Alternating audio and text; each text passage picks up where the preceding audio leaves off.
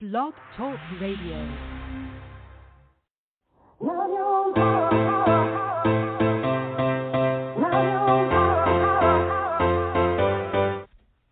Chatting with Nat is a podcast for independent women seeking to speak their truth and to break down barriers. We host honest conversations that help to guide and empower women. Speak your truth and set yourself free. Let your voice be heard. Hi,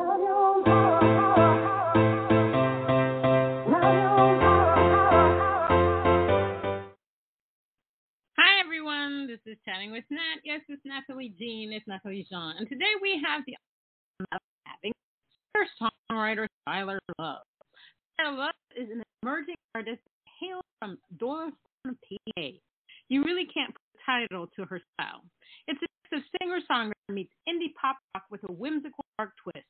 It's a unique talent with music that is energetic, compelling, and passionate, with the ability to speak to the heart with her expressive and moving lyrics. Let's give her a round of applause.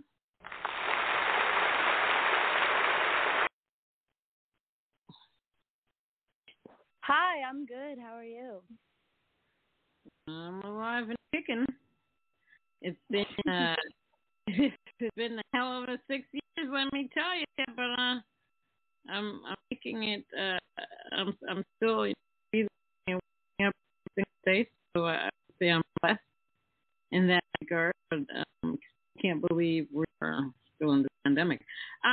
And how have you been during this whole pandemic thing? I've been really good. I mean, the whole pandemic thing is, that, but I've been doing really good, and I've been able to actually play all throughout the pandemic, which was like such a crazy thing that I was able to do, because I know a lot of other artists unfortunately weren't able to, and a lot of people lost their jobs because of it, but I was fortunate enough to go and, play out and do fun stuff during it, and look at the brighter side of it, so that was cool, but yeah. Oh, that's awesome. I think that's fantastic. Now, did you do live streaming? No, I actually didn't. Well, yeah, no, I did actually once. Like, I went on Facebook. I did a Facebook live stream, like, once, and then I, did that, but other than that, it was all live shows, which was just so cool because, like, live music, especially just to hear live music during something like that and something so, crazy and just a time of sadness and anger and all that. So it was cool to be able to be that voice that people were like, oh, I can listen to you, and it's live music and it's fun. So, Yeah, that's awesome. Kudos for you. Yeah, it was really hectic on people that actually had gigs and then they lost gigs and then they had to figure out, how to make money and all that stuff and living in isolation. So it's been crazy for all of us. Now, one of the questions I'd like to ask is this. Obviously, during the pandemic, we had a downtime because I worked from home during the time.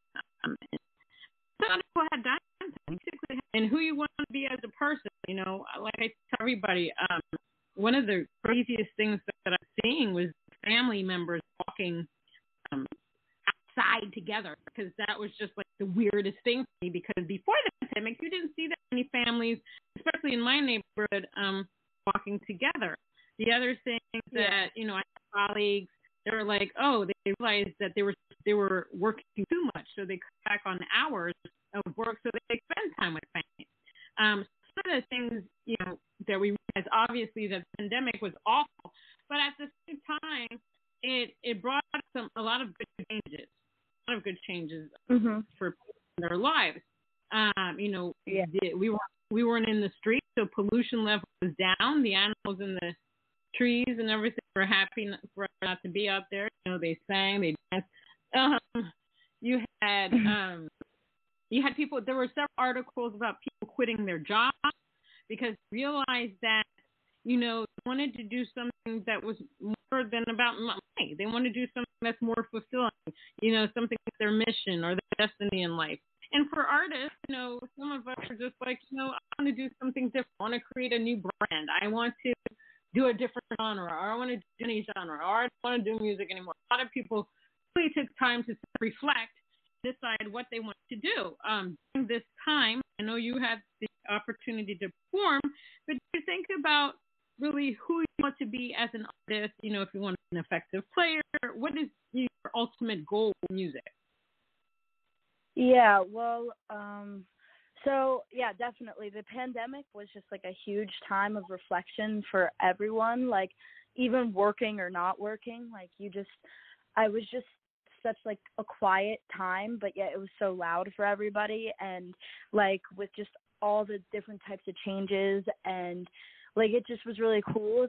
And, you know, it was cool to see how the world really worked when it was just like not so crazy all the time. And but it was just also a time of, like I said, sadness, and to see how there are people who are really like in need, and there's people who are fighting for things, like all the protests that were going on over the years. But yeah, for me, like changing as like reflection time as an artist, it was cool to actually see where I wanted to be and how I wanted to navigate myself.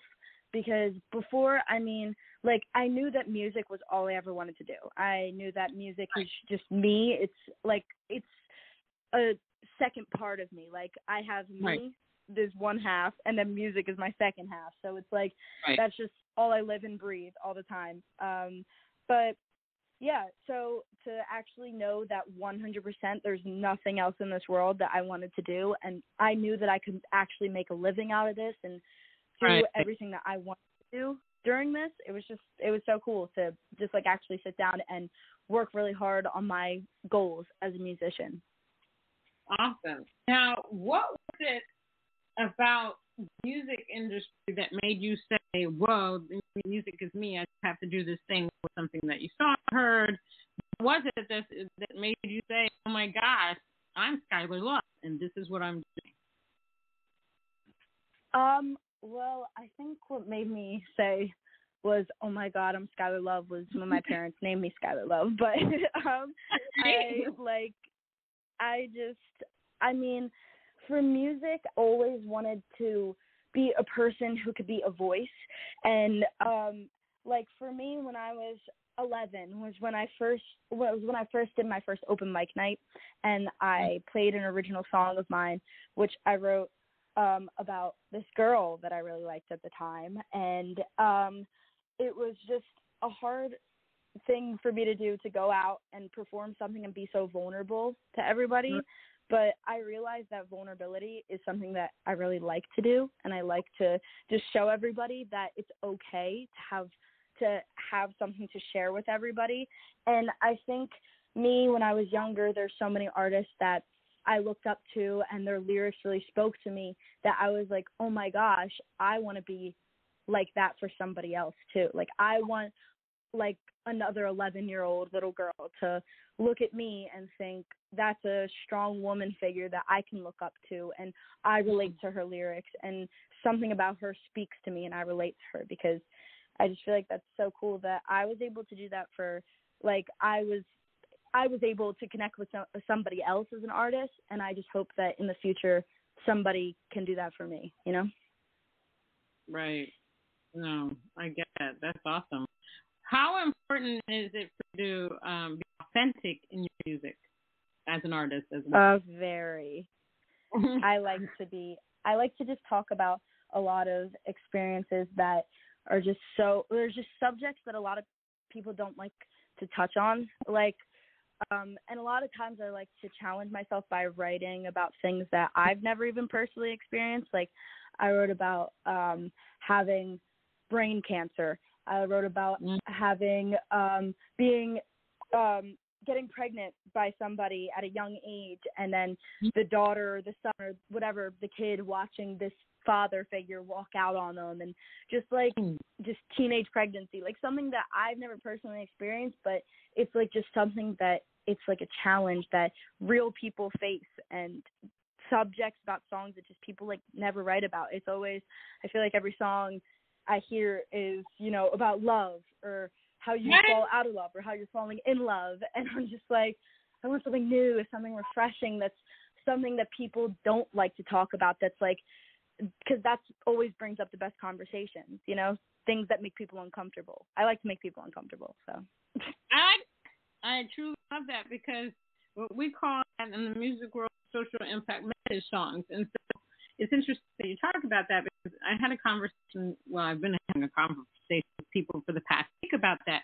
You know, right now is Grammy season, so all of us are listening to music and voting on it and stuff like that. And you know, and just besides all of that, we submit our music to different platforms on a yearly basis. So what I've realized in submitting to some of these places, they really don't understand the concept of social impact message. They don't understand the concept of artists really wanting to affect change in somebody, or just be there for other people in the world. Because, you know, you submit music and say, well, she didn't really, or she didn't do that. We're not trying to be like anybody else. We're trying to affect change. It's not about charting. It's not about making money. It's not about the most stream. It's about affecting a change, giving something that's different, positive, unique to the world. And what's interesting is that, you know, if you go to these music conferences, they're always telling you, if you're going to send us a song, Rihanna, or whatever, we want you to give us something different, something they haven't done. They're always telling independent artists, oh, you should, you know, be unique. And then when you present uniqueness, they're just like, well, that's not like this. I think the industry cannot make up their mind about what they want. But what they do want to do is inundate you with the same artist over and over again. So it's refreshing to hear that you love to write about things that are real. You know, falling in love, out love, break up, da da da. That's real, but it's not the number one thing that's real in life. You know, people go through things, and music. We as artists have the power. You know, this is our superpower. We have the power to heal, to move people, make them angry, cry, whatever. Have the power to affect change in other people's lives. I completely get you, and it's because of artists like you. You know, we can listen to something different in you out there rather than the same old crap they play on the radio. I'm not poo-pooing on the mainstream artists, but we need something fresh and exciting. Now, how do you deal with anxiety as a performer? Obviously, you have to perform in front of large crowds and get in front of people and do all kinds of things like that. So, how do you deal with that? So that's actually from anxiety. I deal with really, really bad anxiety, and it frustrates me having to come down the stairs all the time and telling my dad, I think I'm having a heart attack, and he's like, you're 16, calm down. But I'm like, that's my only escape from all that, and it feels good to go up on stage and, like I said, be able to connect with people and relate to people, and not to sound pretentious or anything, but like have people come up to me and say, oh my God, your song just made me cry. Like, I love that. I love being like, I touched somebody somewhere that was so just like raw, and like that it made them like cry, that I was just like, it's such a beautiful thing to hear. But like with my anxiety, I do, that's the only thing that, like I said, helps me escape. I go to my room, I play my guitar, and I just write, and that's what helps me. And people always ask me, oh my gosh, how do you go up and you stand in front of people and you sing and you just like do that like every single weekend and every single night and blah, blah, blah. I'm like, and they're like, I could never do that. I'm like, okay, well, like I can. And like, I just like, it's just something that I love to do. I mean, it's like I said, just my escape from everything. When I decided to get into the music industry, I was like, oh my gosh, I was extremely shy. So I didn't know how I was going to get on stage and sing in front of people. And I had my first CD release party. I was nervous. I got up there, but once I got into the groove of it, I was like, oh, I can do this. And then once I stopped caring, all in. I didn't, because as long as your mindset is that you're going to get a good show, you're having a good time, then what's the point in being nervous? Whatever you're giving out, you're going to come back to. So when I perform, I don't get nervous at all. I just up there, I do my thing, I sing, I have a good time, get good feedback, and that's about it. But yeah, I can understand the whole anxiety thing because I had it at one point. So what is your writing process like? And if you get writer's block, how do you deal with it? So my writing process is like, I feel like it's all over the place sometimes because people, like when I first started writing like songs and stuff, like I had people telling me like, oh, read this songwriting book, read this, do this, Right. Here's little formulas that you can follow, and I'm just like, but the way my brain works, I have ADHD, so I can't follow any type of organization. So Right. I'm just like, when I write, I'm like, okay, this is how I'm writing, and this is how I do it. I don't really think I have like a, certain thing that I follow when I write songs. I just kind of start playing, and then I just let words kind of roll off my mouth, the tongue, whatever. and then when I get writer's block, I just like beat myself up about it, and I'm like, oh my God, I can't write, and then I write. But I don't think when I have writer's block, I just like get really upset and really annoyed by it, which I have really big writer's block right now, and it's really making me mad. But it usually like only lasts like a week or so, and then I'm back and I'm writing. But still, when it happens, it's like just sitting there and being like, why is nothing working? Why does nothing sound right? And then when I write a song coming out of writer's block, I'm like, oh God, this sucks. And then I show it to my parents, and they're like, yeah, this does suck. And then and then my mom just made a face. And then I'm like, okay, I'm going to write something really good. And then I write something really good. No, I'm kidding. But no, I just write, and like I said, I don't think I really have a formula or anything that I really follow specifically. Now, what I do when I'm writing a song, I will throw words on the screen, and I'm writing in on paper. Yes, I am. I will throw just the words I think I want to use, because I like to use words that you don't normally hear in songs just to make it a little bit different. And then I'll start out by, trying to do verse, chorus, bridge, and all that stuff. And then I get annoyed with myself, and I'm like, why am I trying to do that? I can just be myself, just write the way I want. And a lot of times now when I write a poem, in the chorus might just be one word or a couple words here and there just to make it a little bit different. And so, but I'm not organized well. I just, I start out with the chorus, and then I work around the chorus, and then I'll look at all my sheets of paper or the computer and say, okay, I want to use this word. Let me grab this. Let me do this. And everything comes together after a while. When I get angry when I have writer's block, because I'll scream at the screen or scream at the piece of paper, and I'm like, why isn't something coming to me? I walk away from it, and then the next day something normally comes to mind. But I mean, the greatest place for me to come up with a song, and I say this to everybody on the podcast, is in the shower, because I'm always singing in the shower. But I'm old as dirt, and so I can't remember anything when they come out. Even if I have the cell phone there, I can't remember anything. And so I've been telling people, oh my gosh, I need to create this gadget that's waterproof, soundproof, and you just push a button and you're in the shower and you're singing, all the ideas can come through. And there's this woman that I interviewed was like, there's a pad that you can have in the shower. You just put it against the wall and you can actually write, and it's waterproof. So I actually bought that. Really? Still going to do my gadget. But I actually bought that, and I'm going to put it on the bathroom wall in the shower and see how that works. I was like, oh my gosh, that's so cool. Now I can remember some of the things, some of the words that I have for some fantastic. Somebody told me it's because when you're in the shower, you're relaxed. Water is very soothing, so a lot of things can come to you in flow. So yeah, no, I've never been the type of person to sing in the shower. I've never sang in the shower. I don't write in the shower. Like, I've tried to before, like try to come up with something in the shower, and I'm just like, this is bad. But like everything always comes to me on this one guitar I have, and in my bedroom in a certain position on my bed. That's how I write all my songs. That's cool. That's really cool. You should video that and put it on TikTok. You should. This is my position for writing.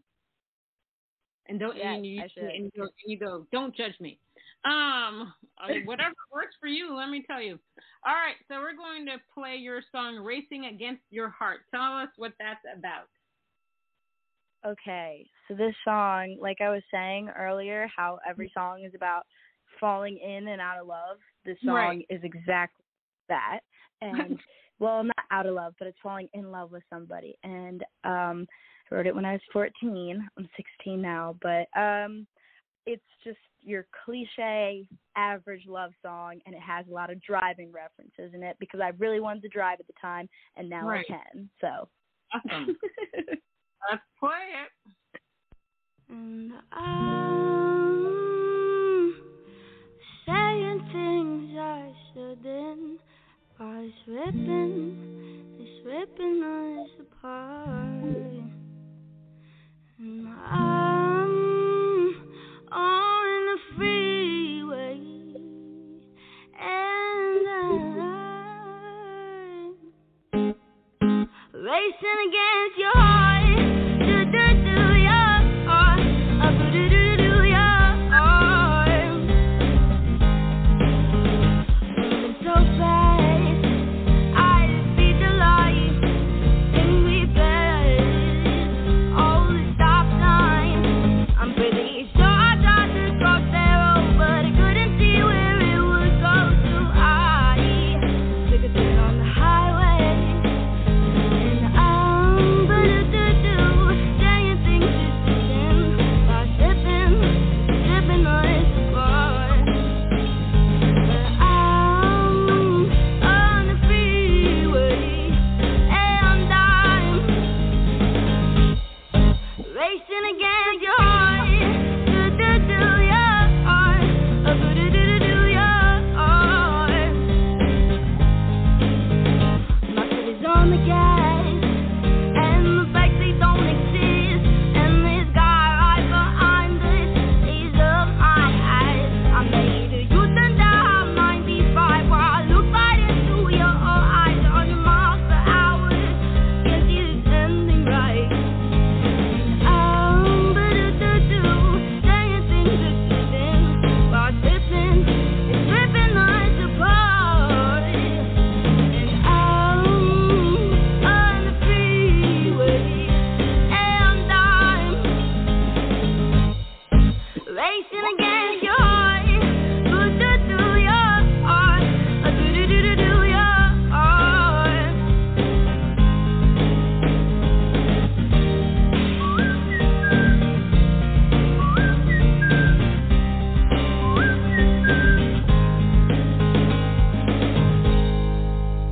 I made a U-turn down 95 while I looked right into your eyes.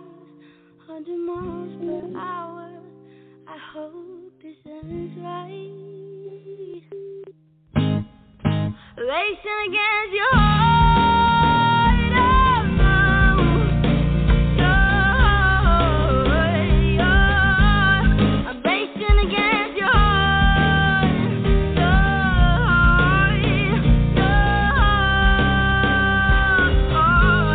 I'm racing against your heart. Do-do-do, your heart. Do-do-do-do, your heart. I'm racing against your heart.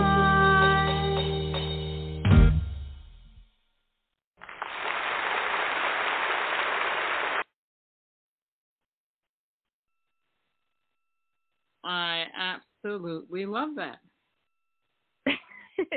Oh my God, no! That was fantastic. I love your voice. Thank you. I Oh mean, my God, no! Me and my mom were just talking about how I literally sound like a child, like a baby, on that. So, but I sound a lot different, and I'm going to be working on like recording new music. So keep a lookout for that. Wink, wink. But my God, but I like your vocals on this one, because it makes it unique. It makes it unique and very authentic, and that's what you really want. Because you don't want to sound like everybody else, and obviously you don't sound like everybody else. Because in listening to that song, I felt like I could hear it in a film, one of Netflix series, a commercial. You really have a great grasp for your with your vocals and your singing. Have you thought about? Do you focus on syncing and licensing at all? Yeah, we're working on that definitely, because that is something I want to like do and have like be like, oh my gosh, that's my song on a commercial, and brag to everybody. Yeah, no, you really should focus on it a lot because there's a uniqueness to your voice. Because while I was listening to it, I could already picture it in some of the shows that are already out there. So I would implore you to, I can send you some sites to go on to submit your music to for sync and licensing, because I think definitely. I think you would do very well there. Definitely, yeah. Thank you. I mean, great vocals. So, what do you love most about being an artist? Oh wait, that's like an interesting question. Because I think what I love most about it is being able to play out and sing to everybody. Because I just or not. I don't even know. I feel like being an artist, like for me being an artist, I feel like I haven't even scratched the surface of being an artist yet. And I think I still have so much to learn and so much more room to grow as an artist. And I'm just like really excited to see that. But like for now, my answer for now is definitely playing out and being able to sing to everybody, which, by the way, is just such a, I was thinking about this because this is just such a funny concept to me that I literally just go out, I open my voice, and I sing, and, like, singing is just doing weird things with your throat while saying words, and then people clap for me. I just think that's really funny. But, no, I think that's definitely, like, my favorite thing about being an artist, going out on the weekends at night, and that's something that I just, like, hopefully I can get to a certain level of being able to do, like, my own shows of just being like, this is me, this is the Skylar Love show, and you're here to listen to all my music, and one day I just want people to sing back songs that I wrote in a position on my bed in my bedroom. I'm sure they're already doing that now. I'm sure they will do that in the future. I'm sure they've done it in the past, because your music is very, very catchy. Now, you're welcome. Let's talk about the LGBTQ plus community. How do you play a part in that? Well, I came out in when I was in 6th grade, like near the end of 6th grade. So I identify as a lesbian, and I like girls. So, hooray. But yeah, no, I just realized that don't think I've ever talked about this like publicly, like, on like a public setting. I think it's something that I've always, like, I think it's just something that I've always, like, not that I've kept to myself. Like, if people want to know, I'm like, oh, I like girls, like, then they know. But I don't think in an interview I've ever talked about this, which is why, like, I always wanted to. So, again, with vulnerability, I'm a big fan of that. And I realize that I need to be more vulnerable with things. So how do you feel? I don't know if you watch Dancing with the Stars. So how do you feel about, because, this is the first time they had a same-sex couple dancing on Dancing with the Stars with JoJo Siwa. Yeah, I didn't even know who JoJo Siwa. That's how old as dirt I am. But now I'm getting to know her. So how do you feel about that? Do you think that in our society that people are becoming more accepting? Because, Lord, they need to accept a lot of things. But do you think that they're becoming more accepting of the LGBTQ community, plus community? Well, yeah, I did hear about that, about how there's the first, like, same-sex couple, like, to dance on that show. But, yeah, it is. It's great. But, yeah, I think that we still have a lot more work to do with the whole accepting thing. I think people are definitely, compared to how things were before, like, if Dancing with the Stars, that episode, aired in, like, let's say early 2000s, 90s, whatever, 80s, that's, like, just going back then, like, then I'm sure the reactions towards it would be a lot different. Right. But, like, now it's, like, definitely people are learning how to be a lot more accepting to that stuff. But like I said, I think there's a lot more to go with everything in this world. Like, and like that, people just need to learn how to also not use a lot of microaggressions. That's where a lot of the problems lie too, with a lot of people just saying certain things, trying to be more, involved with moving forward and being more accepting towards things, but yet they take a few steps back because it's like that mentality, and it's just something that a lot of people need to still learn. So, amen. Being that you're in the you're a singer-songwriter, indie pop rock, how do you think, where do you think women are in regards to our rights in music? Obviously, in country music, they're just now get somewhat getting on an equal footing over there, because they were playing more men. Like, there'd be 50 men played on the radio station and then one woman played. So in those kind of genres, or in the music industry as a whole, how do you think we're doing as women? Do we have to fight some more? Are we in a good place? What do you think? I think there's always room to still fight, because, again, like with everything, with the LGBTQ plus community, with, people of color, like women, whatever it might be, any type of minority, there's still the people who are going to sit there and tear you down for all that you're worth. And, those people are terrible people, clearly, but it's like, I think that with being a woman in the music industry, there's still a lot of things that, I don't even know, that like just any basic normal like person wouldn't even know, that goes on behind the scenes with women in the music industry. So I think a lot of times women are treated very poorly with the music industry, with anything really, like, and I think that there's still room to fight and to still, try and move past that and realize that, like, the equals and have equity. So amen. So we're going to play your song Congrats. Tell us what that is about. This is about people getting on my nerves. And I like it already. If they do it, yes, I feel you. So that's what this one's about. Enjoy. Let's play it.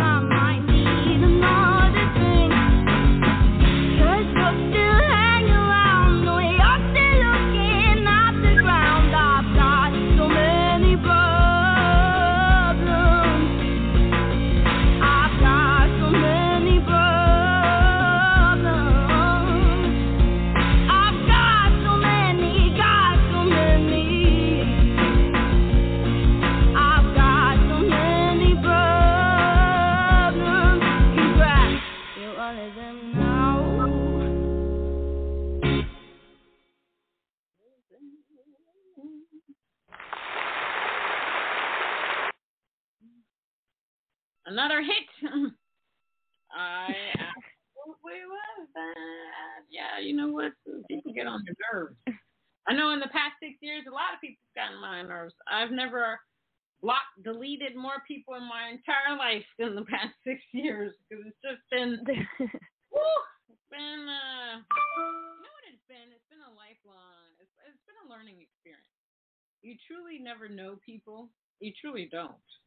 And sometimes things arise in life that make you aware of their true nature, and you're just like, what?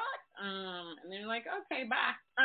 So yeah, no, I totally get that. What is something that, you know, in the music industry is very hard, and it's a lot of work because we have to be on every darn platform, Twitter, Instagram,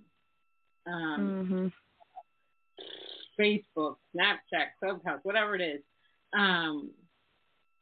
What are 3 things you wish you had known before you got into the music industry? I don't know. Let me think for a second. I wish I had known how much I need to how crucial like social media is to industry. And I think in my mind when I first kind of started, it was just kind of like, oh, I'm going to go just make a bunch of music and blah, blah, blah, and just be on my way. But it's like with, like, first off, I have never, ever, ever been a fan of technology, social media, all that stuff. Even, like, when I was, like, you know, even younger than I am now, like, when it was, like in elementary school or middle school to be like, oh, my gosh, are you on Instagram?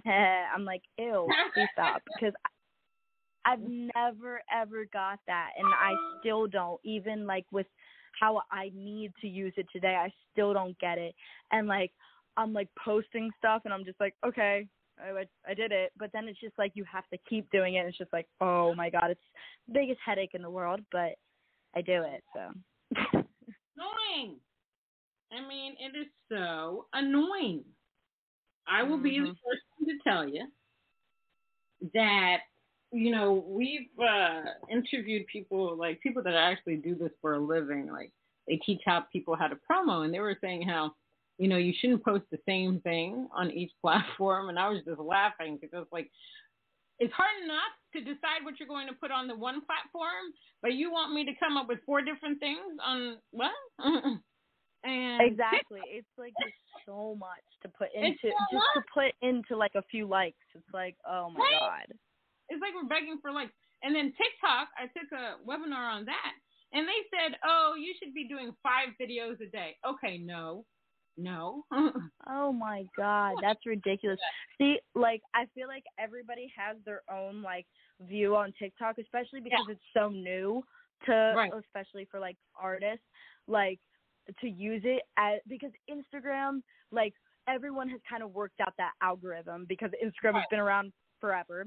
Same with Facebook, Twitter, all that. But with TikTok, like, oh my God, that's another thing I cannot stand whatsoever. Like, I will talk about this like till the day I die. I hate going on TikTok and I hate posting on there, and I'm just like, oh my God, this is so frustrating. Please stop. I agree with you. You know, if it wasn't for music, I probably wouldn't be doing all that stuff. We probably wouldn't be on social media, but obviously with the music, you have to keep people engaged. Now, TikTok, you know, I put my cats on there. I only use my music unless I'm trying to be really stupid and funny on there to promote my stuff. Because one of the things I kept noticing is that every artist would use other people's music. And I'm like, no, I'm using my own because I need to push my music so I can get out there. It's muy importante that I do that. But I get it. Exactly. It's a lot of work. Like, I don't know what got into my head. I decided to release 6, 7 singles back to back. Yeah, and now my head's spinning because I have to market and promo all these songs, and it costs money. There's some free sites you can get on, but I'm like, okay, what did I do yesterday? Now I have to promote this one, and then the next day, and then you're gonna do, but you can't inundate the people with too much because they're gonna, here Natalie's again. You know, it's just there's so much things to think about in regards to all this pushing of our music. So what is Exactly. what's next for you? What are you working on now? Are you working on an album, a single? What's happening with you? Okay. So yes, I'm going to start working on creating new music. I already have like literally a whole entire album planned out. I have Cool. everything that I want to do. I have so I see things in like colors and shapes and this and that and smells. So I'm like, okay, this sounds like this. This looks like this. This is this, that. Like I have a million ideas in my head, and I just like, it looks like those what are those like boards where they're trying to find out like who the murderer is? That's what it looks like in my head. Yeah. No, I get it. It's like chaotic, but I Yes. do have like everything that I want, like planned out. Now the next step is going and recording it, like doing things for it and all that crazy stuff. So, yeah. I love that. So, what is the one saying or passage or word that you like to use to motivate yourself throughout the day, the year, the seconds, the minutes, the hours? I don't know. Let me think. Like, I guess you're fine. Stop freaking out. That's what I like to motivate myself. Beautiful. I love to hear all these quotes from people and thinking just like making T-shirts with the artist's name under it, because I think that would be so cool. But yeah, you should. Yeah. You know, the one thing I've learned about this music industry is that you have to love yourself, and you have to love everything that you put out. I always tell people, if you can't listen to your song on repeat 100 times, don't put it out. Because I can listen to my music. I can rock out to my music. I can encourage myself when I'm listening and say, oh, Natalie, you did your thing. Yes, I do that.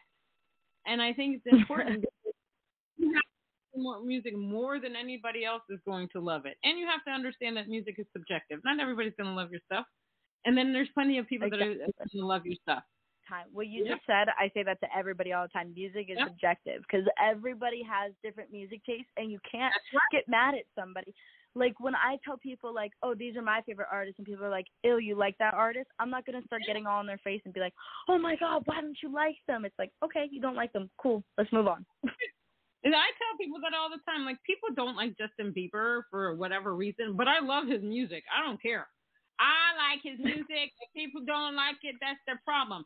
I'm not a huge fan of Cardi B or Megan Thee Stallion, but kudos to them for doing what they're doing and getting. Because some people are just like, oh my God, I can't believe it. I'm not a huge fan of Beyonce. Oh, the people are like, oh my God, no, because I don't feel anything when she sings. You know, there are people that really move me a lot, and like we both said, music is perspective, and we can like who we want. You know? Exactly, yeah. But that's also what you said earlier about, you have to love yourself, and you have to, you have to want to listen to like your song on repeat like 100 times, which is what I actually enjoyed to do when I first wrote, put out the EP that I did, which had the songs that we just listened to. But now, like me getting older, like to me, I look back at that and I'm just like that's old to me. Like that doesn't feel right anymore. And I just feel like I've grown past that. Yeah.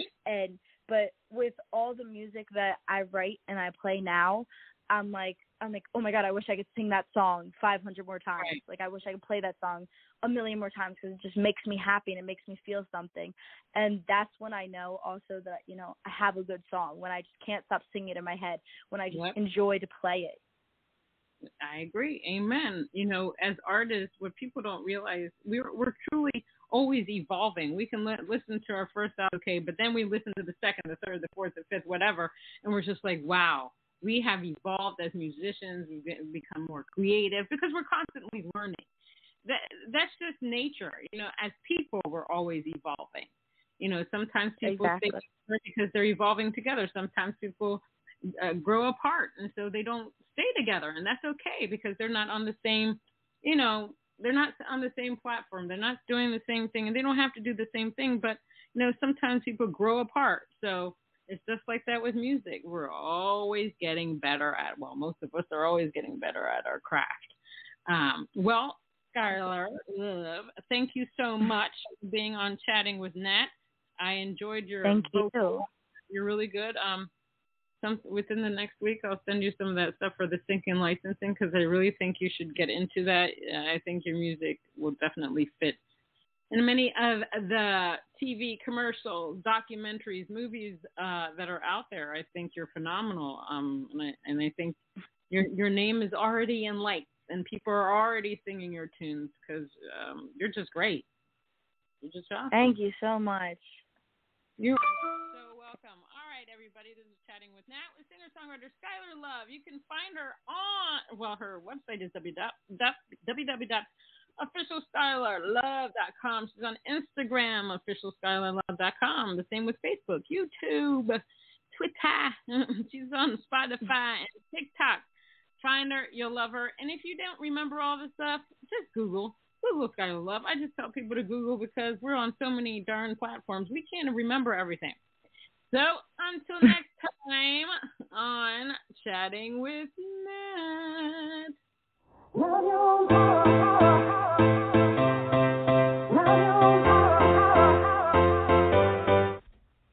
Chatting with Nat is a podcast for independent women seeking to speak their truth and to break down barriers.